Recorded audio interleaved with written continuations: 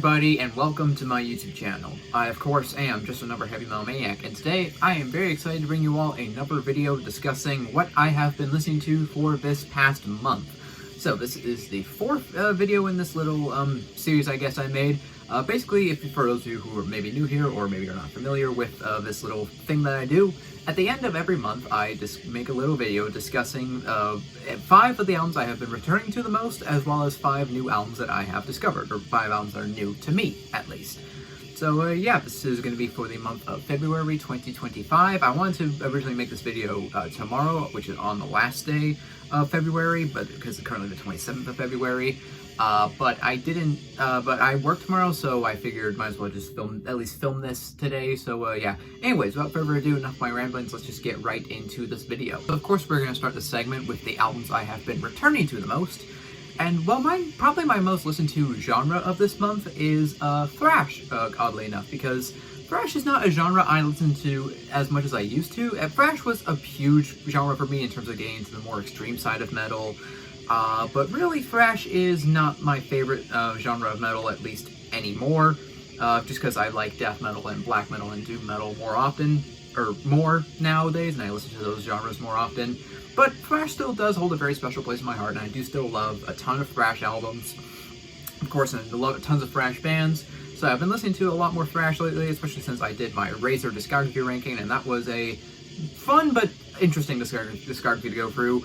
And my most listened to album from that band this month is, oddly enough, not Violent Restitution, even though it's my favorite. It's actually Evil Invaders.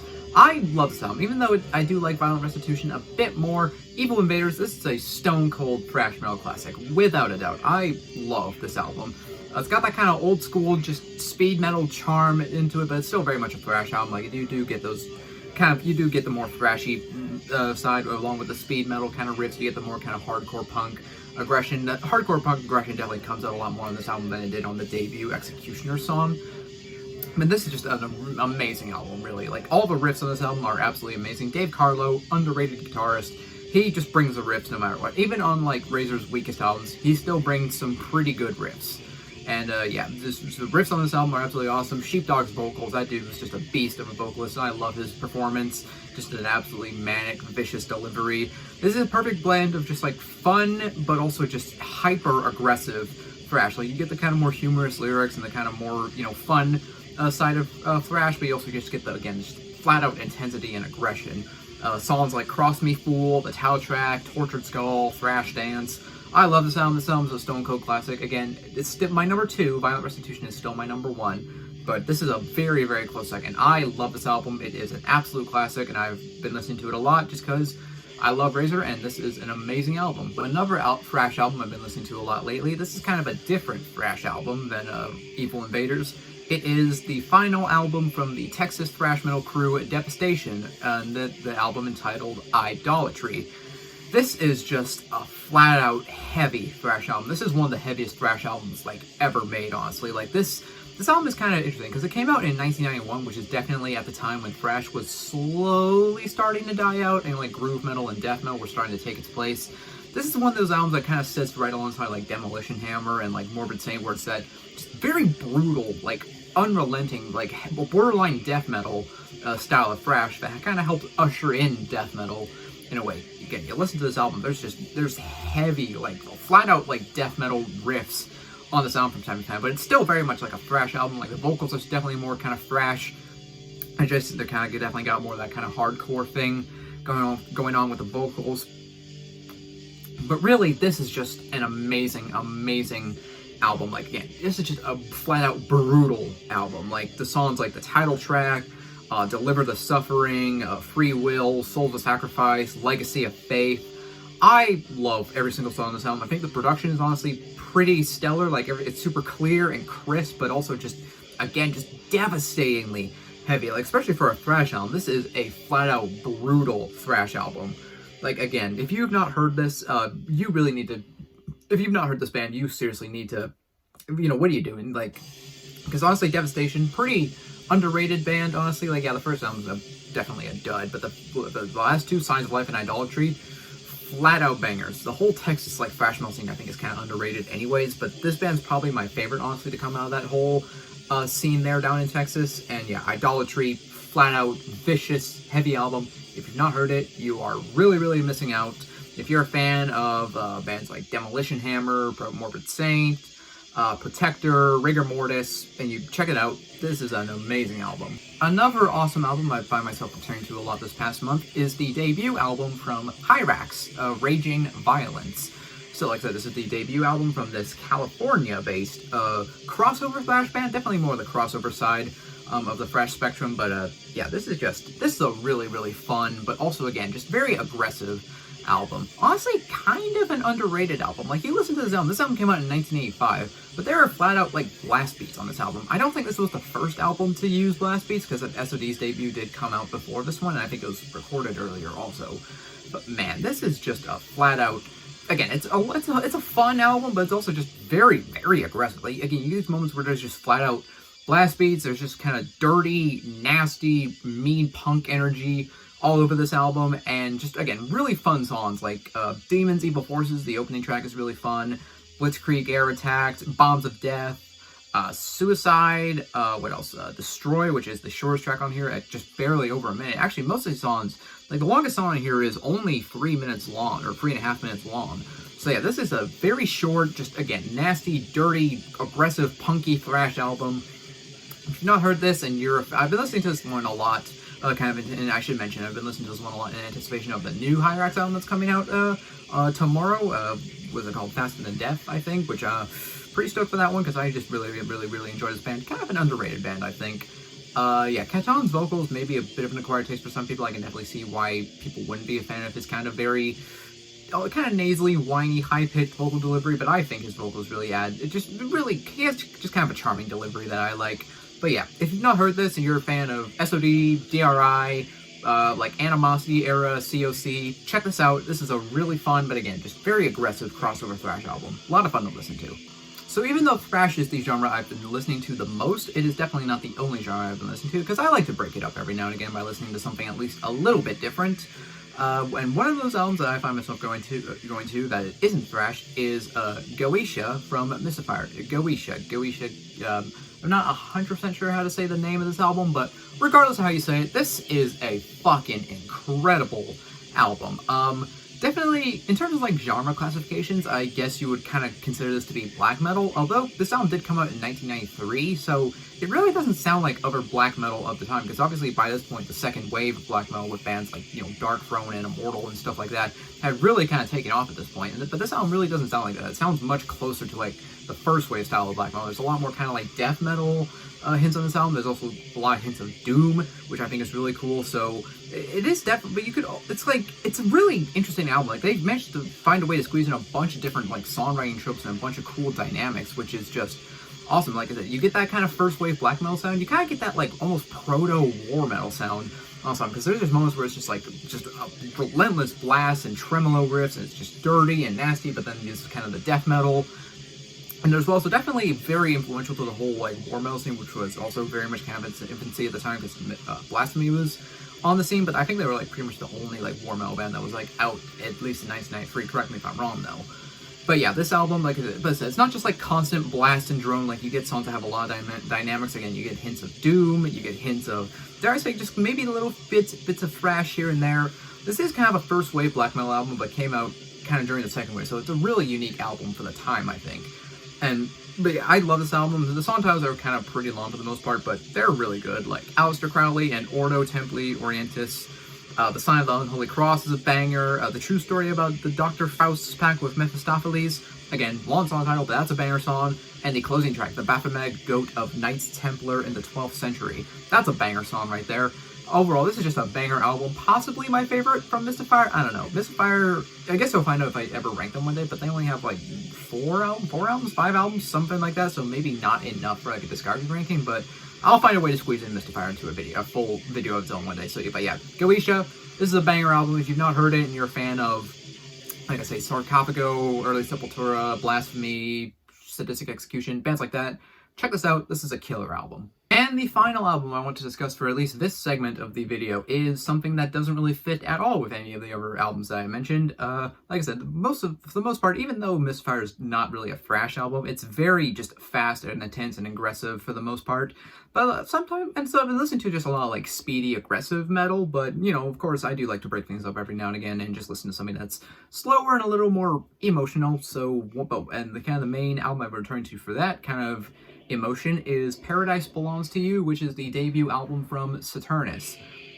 So Saturnus, Danish, melodic death doom, and of course I love melodic death doom. It's one of my favorite subgenres of metal, and this is just a classic in the whole melodic death doom genre. This is definitely one of the big releases to come out of there, especially in the 90s era of this whole little subgenre.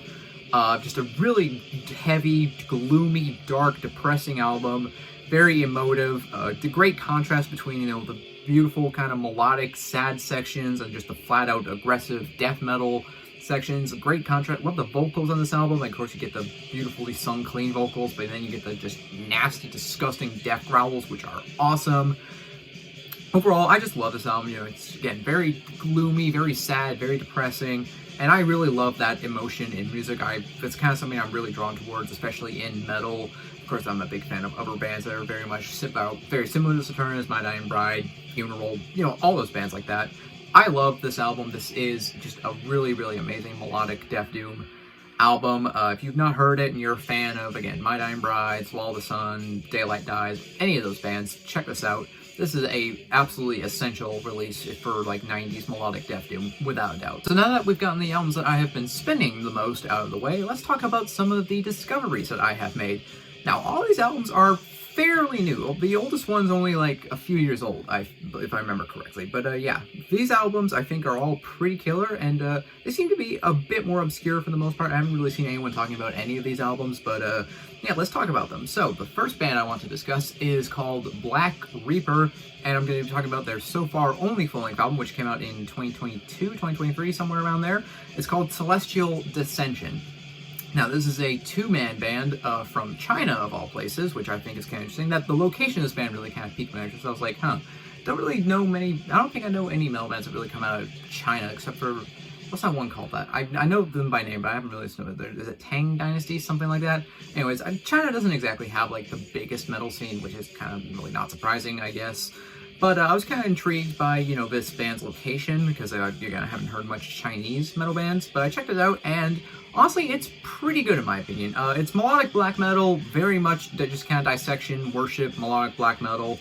Even though it is dissection worship, I do think that they do a good job of at least putting their own spin on it. Like, it's not just like, you know, it is fairly, it's just, again, melodic black metal, so you get those, you know, great melodies, but you also get that very just kind of evil atmosphere, and you get these kind of more instrumental kind of passages where they kind of break up the more just, you know, black metal with kind of more piano and more acoustic sections. Overall, I think this album just has a really, really cool atmosphere, and overall, it's just a really solid album. Production's a little more on the modern side, but it's not enough to ruin the album for me, which really, for most part, modern production on black metal, I just cannot stand, but really, it doesn't ruin the album for me. It's kind of, I compare it to like modern Nargaroth, where the production's a little more modern, but it's not like, it doesn't ruin the album. But yeah, if you're a fan of Dissection, Sacramentum, Fulcandra, bands like that, if you're just a fan of melodic black metal, check this out. I think this is definitely a worthwhile listen. So, another black metal discovery that I made is a band called Eternal Alchemist, and I'm going to be talking about their debut album, Demon Summoning. So, this is the debut album from this one-man German black metal project, and even though this is a German black metal band, to me this band sounds very Finnish. Like, it just kind of fits perfectly in that Finnish black metal realm, where it's just that very brutal, very unrelenting style of black metal that I just personally love. If you've been watching my videos for, like, if you watch any of like my more recent videos, you know that I fucking love Finnish black metal. Finnish black metal is probably my favorite type of black metal on the planet. I just absolutely love every bit of it. And yeah, Demon Summoning, this is just a very, very, even though it's German, it sounds a lot like Finnish black metal to me. Like, it's got that raw, gritty production that you want from black metal. It's just got great riffs, and just, again, it's very intense, but at the same time, it's also catchy, and it's super, these songs are, like, also pretty memorable. Yeah, definitely, like, big Sargeist vibes on this album, a little bit of a Hexen for sure. Maybe even some like Horna or like Satanic Warmaster a little bit in there as well. Overall, this is just a really, really awesome album in my opinion. This band has 2 albums currently out. I have not listened to the second one. I've only listened to this debut. But if the second one's anything like this debut, I'm gonna love it because I really, really enjoy this album. So yeah, Eternal Alchemist, if you are a fan of any of the bands I mentioned, check this out. You will not be disappointed, I think. Alright, let's get away from black metal for just a moment now and talk about some more melodic death doom. The band Mata Lobos and their album Phantasmagoria Hexed Lands. This released actually just this month, on the 21st of February, and this is the third or fourth album from this Mexican melodic death doom band. A lot of Mexican bands that have been popped up in these videos recently. I don't know what the hell is in the water in Mexico, but I desperately want to see it because seriously, Mexico. So far, they have not missed. I have not heard a single like Mexican metal band that I dislike. Mexico is just consistently great at producing awesome metal bands, and these guys are no exception. Like I said, this is melodic death doom, very similar to a lot of the bands I mentioned earlier, like Saturnus and Swallow the Sun, stuff like that. But it's not, they do a great job of putting their own spin on it. Like, there's a lot of, like, kind of Latin influence on this album, which I think is really, really cool. Like, you get moments where there's kind of more Spanish guitars and more kind of, almost like kind of mariachi influence, and it's really, really cool. It blends in really, really well with the, just dark, oppressive, melodic death doom. Of course, you got to get the contrast between the clean vocals and the harsh vocals. I really like the clean vocals on this album. I think they sound really good. Production, a little more modern, but still, I think, pretty good. Overall, this is just a really, really good album, in my opinion. It is, I did get into this band admittedly before this album actually came out, because I just was scrolling through the archives looking for new bands to listen to, and I came across this band. So I listened to their first album, which is already out. I did like it, but I think this is definitely their best album so far. Overall, this is just a really, really awesome album. Again, if you're just a fan of melodic death doom in general, and you're maybe looking for some more kind of Latin percussion to help, or Latin instrumentation to help spice up your metal, check this out. I think this is a really awesome album. Oh, what's this? Another Mexican band, Reverence to Paroxysm, with their debut, Lux Morta. Yep, again, man, these Mexican bands, I don't know what's up, but they're just seriously good at producing awesome metal bands. But yeah, Reverence to Paroxysm, this is just nasty death metal, death doom actually. This is death doom, but it's not melodic like Mata Lobos is. It is just nasty, disgusting death doom, very much in the same vein of like Incantation, Funebrarum, bands like that.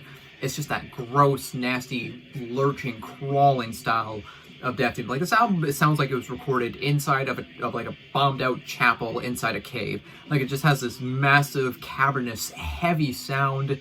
The production of this album is just drenched in filth and ooze and grossness. Yeah, the vocals of just that very low Craig Pilliard-esque roar where it's kind of unintelligible, but it just really adds to the album.